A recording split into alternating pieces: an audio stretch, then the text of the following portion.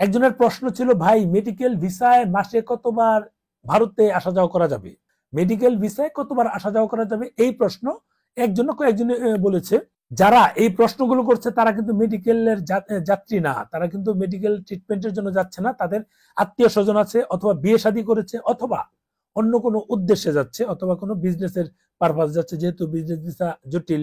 মানে যাদের মানে লাগেজ পার্টি যারা, তারা তো এখন তো বিজনেস ভিসা পাচ্ছে না, টাকা দিয়েই করে, পাচ্ছে না, তারা এই মেডিকেল ভিসা নিয়ে লাগেজ মালামাল আনা নেওয়া করছে। এই মানুষগুলো বারবার আসা যাওয়া করা যাবে এটা প্রশ্ন করছে। এখন বললাম যে এটা কেন, আপনি বারবার কেন যাবেন? উনি আর আমাকে উত্তর দেয়নি, কেন বারবার যেতে হবে, আপনাকে কি ডাক্তার বলেছে?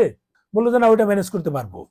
আমি বললাম ম্যানেজ করতে পারবেন, তাহলে তো আপনার প্রয়োজন না, ডাক্তার তো জরুরি না, ডাক্তারই তো বলবে আপনাকে কতদিন পর যেতে হবে বা কয়দিন পর যেতে হবে। যদি 1 মাসে 2 বারই যেতে হয়, তাহলে আপনার আসার প্রয়োজন কি? ডাক্তার দেখিয়ে ফেরত আসতে পারেন।